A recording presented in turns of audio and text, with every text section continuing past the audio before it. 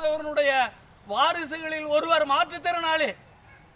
மாற்றுத்திறனாளியின் வங்கி கணக்கை முடக்குவதற்கு உங்களுக்கு யார் அதிகாரம் கொடுத்தது என்று தெரியவில்லை. வங்கி சேவை அமைப்பு விதிகளில் அப்படி ஒரு விதிமுறை இருக்கின்றதா என்றும் எங்களுக்கு தெரியவில்லை.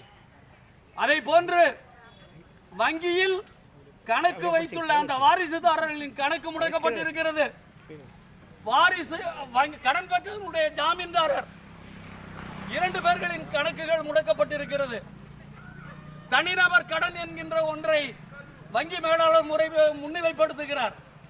தனிநபர் கடன் என்பது வங்கி நிர்வாகம் கடந்த 5 ஆண்டுகளுக்கு மேலாக வங்கியில் வரவு செலவு வைத்திருப்பவர்கள், வங்கியின் கடன் பெறுபவர்கள், அவர்களுடைய ஆயுள் இன்சூரன்ஸ் செய்யப்படுகிறது, ஆயுள் காப்பீடு செய்யப்படுகிறது.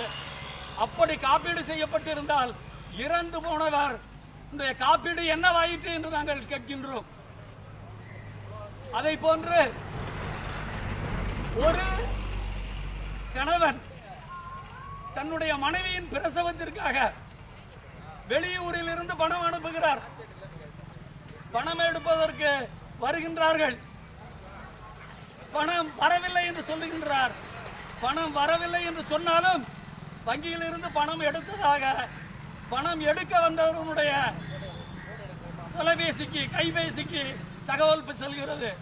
என்ன இந்த மாதிரியான தகவல் வருகிறது என்று கேட்டபோது, நீங்கள் பணம் எடுத்து விட்டீர்கள், சென்று வாருங்கள். முதலில் பணம் வரவில்லை என்ற தகவல், திரும்பவும் பணம் என்ன ஆயிற்று என்று கேட்கும்போது பணம் உங்களிடம் கொடுத்தாயிற்று என்ற தகவல். முரண்பட்ட தகவல்களை வங்கி நிர்வாகம் வங்கி மேலாளருடைய வழிகாட்டுதல் படி செய்து கொண்டிருக்கிறது.